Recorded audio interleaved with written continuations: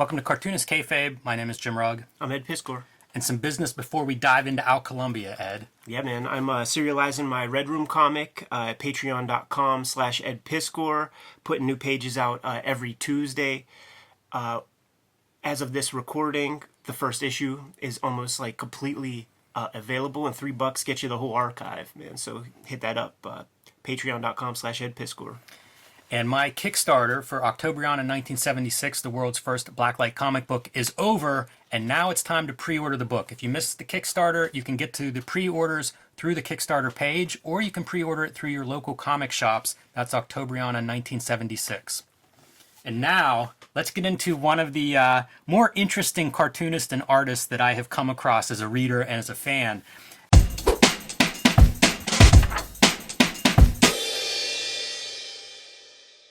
I'm going to start with just a brief paragraph from the Best of 1999 Comics Journal, which is making more and more appearances. Pretty soon we will have covered every book on this list, I think, Ed. But, you know, I've said it before, this is a very impressionable time for me as a reader. I was looking for something different, and the Comics Journal Best of lists would sort of point me at a bunch of new stuff.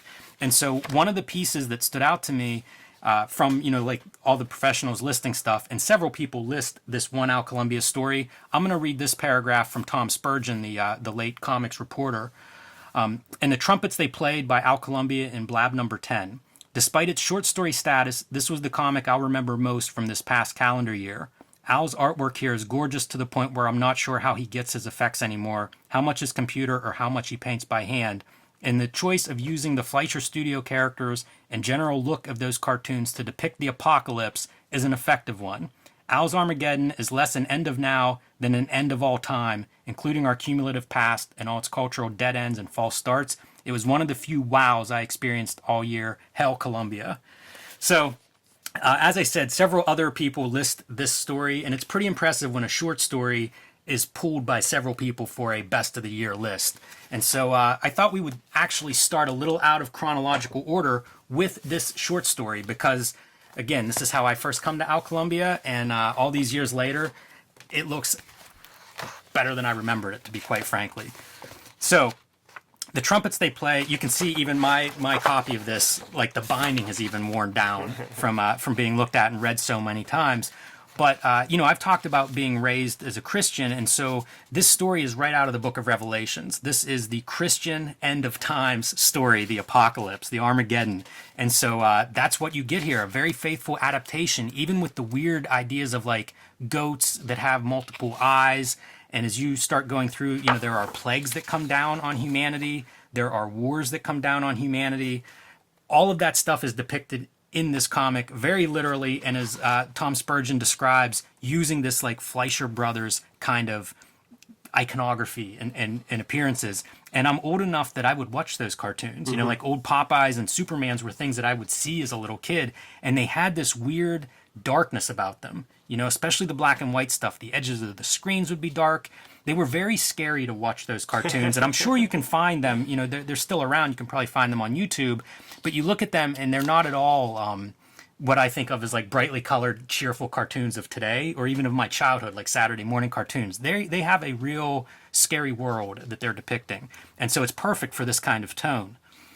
You see people like there's all these little details. Guy juggling knives out his window from a tall building. So what happens when you mess up juggling? Guys, you know, peeing. People shooting rifles, jumping out of windows. This is the end. You know, like it's everything you can imagine bad about humanity.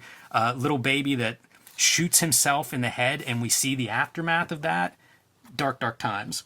This is going to be one of our main characters. So he's watching this all unfold out the windows, along with media coverage of the bad events as well. You're seeing basically an atomic bomb coming. And so he's reading about, you know, how do we survive this, and reading about Revelations and what's happening. And he's kind of, I don't know if he's supposed to be a kid. He has a tail, so I don't know if he's like a monkey pet something sentient enough that he can read and wake up his owner and say, you know, we're in trouble. We got to get out of here. And so he finally wakes him up. We see things like the plagues of locust. Again, if you read Revelations, like all of this stuff is described in ways that'll make a 5-year-old's head spin and give you nightmares. Kind of cool to see Al Columbia drawing from that material, but then also with the cartoony part. You see him jump from his high up in his building window down into his car, and the car has that springy, rubbery bounce that you'd associate with cartoons. And off they go, leaving again the cartoon iconography of the cloud of dust behind, just the little dust cloud background. And you can see the stuff that Spurgeon's alluding to with some of this background material. Really hard to imagine how you're creating all of these little bricks, the wallpapers. I don't know how much is digital either, still looking at it today. I can remember seeing some originals of his from around this time period, and it was mostly on the original. It was charcoals and ink washes. And kind of surprising, you would look at this and think lots of digital, and then you'd see some originals and see no sign of digital. So I don't know these particular pages, but I know that he used a lot of different media to, to really certainly draw and paint a lot of this stuff on the page. And kind of the money shot, right, of like the end times, the world's breaking apart, chaos is happening, and they're fleeing, trying to flee the scene and get out of there to save themselves, getting away from the city that's engulfed by pretty much the heavens opening up and storms raining down on the people. And in the distance, we see the seven-headed dragon that comes up out of the sea in the book of Revelations. And it's just this horned, nightmarish heads. Incredible, right? Taking over the people as the Armageddon wears on. People start to worship these demons that have come out. And eventually, he is... we see people being executed horribly. Eventually, he is caught whenever he crashes his car, and his little friend pretty much rats him out, gives him up, in an effort to preserve himself. And he's going to be sacrificed with a piece of dynamite, a cartoon bomb on his head, while people are like impaled around him and being beheaded and just mass killings all around him. One of the things, whenever you're watching those cartoons... One last page. Okay. Once the bomb goes off, we get the vibrant full color. This had a huge impact on me in terms of like, whoa, shit. You could have this kind of page in a story that mostly looks like this. Yeah. When you would have the opportunity to see these cartoons, certainly around this time, you're watching it on those cathode ray tube televisions, very smeary picture, the antithesis of high def. So he's even able to get like a fuzzy edge. What the F, you know what I'm saying? It's so thorough in its presentation. Yeah, that fuzzy edge, that's one of those things, like I could do that digitally pretty easily. And again, I don't know if he did or not, but it made me think of like, whenever you would shoot this stuff with like a stat camera or figure out how to shoot this stuff, is that an effect that's happening with the camera? Right. Is it something that a really good production person, knows how to do or knows how to create art that's going to reproduce and look that way? I don't know the answer to that, but maybe we'll talk to Al Columbia one of these days and get some answers. But it's awesome, this ending, because again, if you read the actual book of Revelations, paradise, heaven is sort of the end of this. After like 1,000 years of whatever, suffering and war and the world being destroyed, then you get your 1,000 years of heaven and perfection and stuff. So he's very faithful to that book of Revelations. If we were to do an episode on, say, Bible stories or whatever, this would fit perfectly in a story like that. It's a pretty faithful adaptation. Nightmarish, guys having sex with animals and stuff once you realize the end of times are upon us. But a huge, just this wrecked my brain in every direction. From a production cartooning standpoint, I had never seen anything like this in my life. And it was just like kicking down what I thought was a wall of like what comics could be. This just obliterates it. I often think of comics as like a landscape map. And when you see this new stuff, you see somebody inventing some new language, it's almost like they're fleshing out the map. They're pushing the frontier further and further. For me, this thing just changed the map completely. It was like, throw out the old map. You have a whole nother direction this way that's as rich as anything you think you know. So that made me an Al Columbia fan. And, as I would start looking for alternative comics and indie comics and things, one of the first things that I found from Al Columbia is the Biologic Show. I think this came out of Tundra. He had done big numbers 3 or 4, I can't remember what issue, after Bill Sienkiewicz, and then allegedly that was destroyed and never was published. But I feel like this feels like it would be a Tundra book. And I think he's from New England and was, connected to Tundra, obviously, at that time period. This is like 1994. So shortly after Tundra is over is when this is published by Fantagraphics. And it's beautiful cartooning. It's interesting cartooning. It's a ways off from the Trumpets They Played that is 1999, so about 5 years into the future. But you still see some of his cartoony investigations, early on here.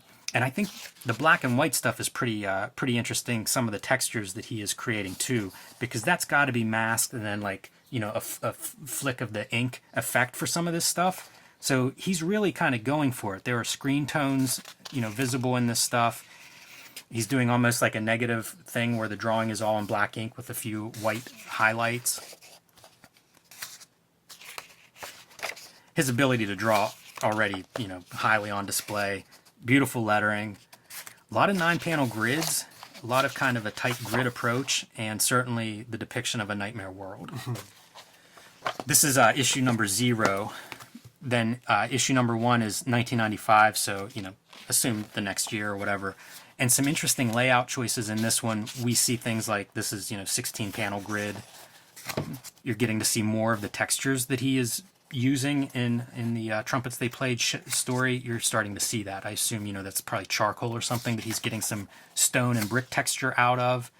And these characters are Pim and Francie, who we're going to look at in his most recent book after I get done flipping through here. But those characters are characters that he's had around for a long, long time and used. The sibling team that lives in this nightmare world of like two-headed girls and just bad times. The cars reminded me a little bit of like a Chris Ware. It's that old-timey feel. Totally different art styles, but kind of maybe referencing the same time period as some of Chris Ware's work, which I think is pretty interesting. This being like the dark underside of that 20s and 30s time period. Yeah, you could see just some of the storytelling stuff in the Blab story is similar to some of the Jimmy Corrigan stuff.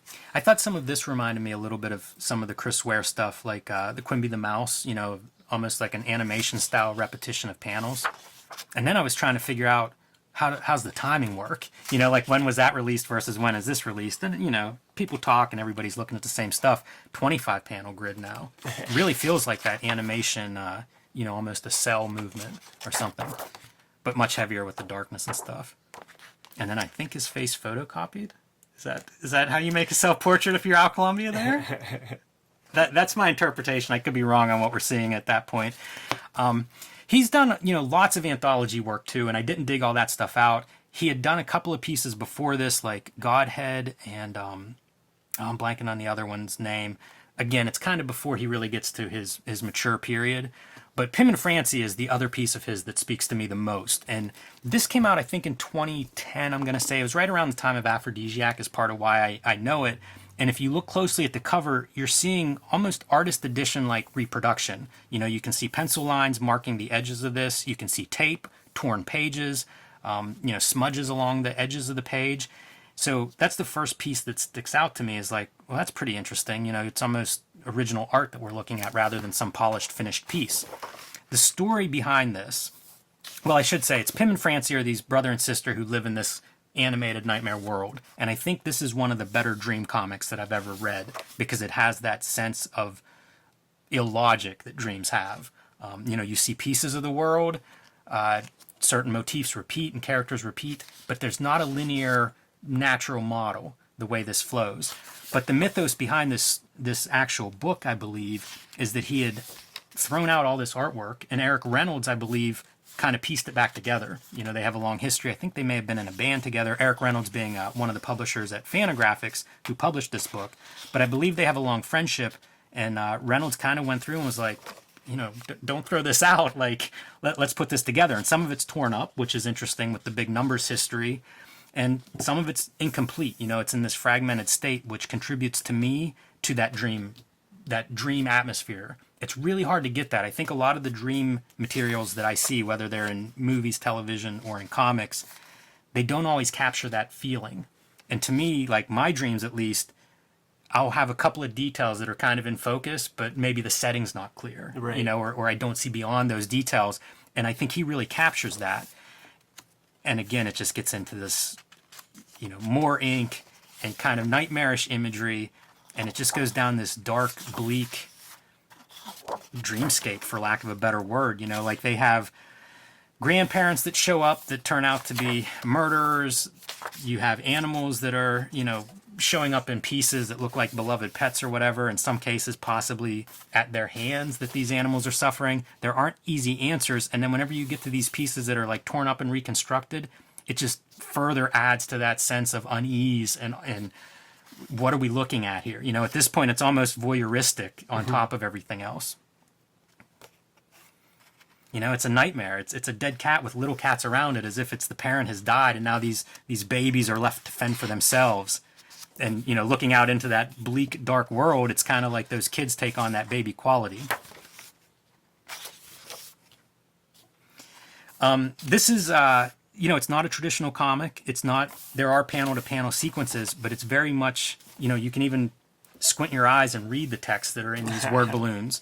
So it does create a very unique reading experience. You know, this page looks like a traditional comic, but it's next to or followed by pages that are incomplete, you know, partially formed. Like, did somebody die? Why does this stop here? What happened to the artist? You know, and there's a sense, I think, of the artist as you go through this, especially of like repeating landscapes and locations, specifically the interiors of this house, where it's just like you're in the basement over and over, you know, and there's somebody at the top of the stairs, and it just feels like a repeating dream. But I love all of this kind of stuff, this reproduction, words crossed out, handwritten notes underneath them. It makes you wonder, like none of this was contrived for the book. This is just Al Columbia's process. I think so. That's my understanding. He's not a guy with a lot of information out there. You can find interviews. I've heard some interviews with him, and it seems consistent with those interviews that this is not contrived at all. But I had done Aphrodisiac around this time, which was totally, you know, artificially created to sort of approximate some of the qualities that are in this work, you know, being a found materials and things of that nature. So I don't think that this is any kind of a put on or affectation or anything. But if you are making work that's kind of meta-narrative, you know, you can certainly learn from this. And again, I think of it within the context of Dream Comics and history of Dream Comics. You know, comics are just full of that, going back to the beginning in Winsor McCay. And I think you can comfortably look at this through the lens of Dream Comics, and that it fits very comfortably on a shelf next to any other Dream Comics from Rick Veitch to Winsor McCay, right, and everything in between. You know, it's certainly like a subconscious dumped out onto the page. Let's put it that way. And then what you want to take from that or put on Al Columbia is up to you, the reader. I'm not comfortable saying any of that. I've never met Al Columbia. I don't know. But certainly this feels like you're looking inside somebody's brain, a super talented somebody, you know, that's great as an artist and a drawer and an illustrator and all those things. But it does feel like you're really getting a peek inside of, you know, I hate to say a tormented individual, but man, these are tough. These are dark images, mostly because they are, you know, the main characters are children. So once you add that nightmare layer, it really does get dark. So cool to see like an inked in progress piece. Yeah. So this is one of my most cherished books. Oh man, grandparents coming home to visit them. It just doesn't, it's so bleak. It just never ends. You know, it's grandma and grandpa. I know. And you just see the dread in their faces. Like, it reminds me of Pet Sematary or something, like whenever the kid comes back and it's like, oh man, we know this isn't going to go well. It always feels like it's nighttime, you know, and shapes are moving around. And going back to like the Fleischer Brothers influence reminds me a little bit of Floyd Gottfredson and some of his figure work on Mickey Mouse, especially like that character. But that hunched over characters, that hunch over is such a sickly posture. Yeah. We call that the cartoonist posture. It's very true. It's very true. And, you know, Will Eisner talks about body language with these, you know, with your cartoon characters. The body language that Al Columbia is putting on these is just sickness. It's a real darkness. Great images, man. Shadows coming up the, you know, seen through the doorway. And then that little bit of like yellowing. It's another one of those nice touches. If you're just looking at this as I'm stealing some stuff for my own comics making, that kind of just subtle little bit of color, it's a pretty nice touch, you know, especially in a work that is predominantly black and white and probably could have been treated as black and white, but having that little bit of extra color. And again, that I think of artist editions with that. You know, you see it with especially older pages that are reproduced in artist editions where you get to see some of the yellows and acids and adhesives and all the little bits that get onto the pages. It's just a great image. So I've only shown you about half of this. I think this book is still available and out there, speaking of Kayfabe effect. But this is, for my money, one of my favorite horror comics, one of my favorite art books. I just will never get tired of looking at it. It's really an exceptional piece. And, you know, thanks to Eric Reynolds for rescuing this, if that story is true. And I can't remember where I even heard that story, to be honest, but in my mind, that's the story. So I don't know if it's true or not, but it's, when I look at this, that's what I think of. Yeah, there's a lot of legend around Al Columbia, and these comics are rare morsels, man, so it's definitely cool to put some of this under the microscope. Yeah, he's a standout in my mind. Like I said, it's part of it is finding him at the right time when I'm looking for a teacher, but also nobody else's comics are like Al Columbia's. Like, he is a very unique voice in the landscape of comics. So I'm excited to get some of his work on the channel for everybody. If you're not familiar with Al Columbia, there is a lot of work out there. It's just in pieces and in anthologies, and you know, certainly I would say go do a Google search and see what you see, because as a craftsman, he's extraordinary. All right, Kayfabers, like, follow, subscribe to the YouTube channel, hit the bell. We'll notify you when new vids are available, and the bell mitigates the Kayfabe effect, man. This book, it might be $100 now on eBay, and you snooze, you lose, man. So hit the bell. We'll let you know when the vids are out, and you'll be able to make those wise purchasing decisions ahead of the average YouTube watcher. I always think of the Billy Ireland when I see the cartoon gloves, the classic Mickey Mouse gloves. Be sure and subscribe to the Cartoonist Kayfabe e-newsletter at the link below this video. You can also find Cartoonist Kayfabe merchandise and t-shirts at the links below this video. One last piece, Jimmy. You got to hit them with the marching orders. Read more comics.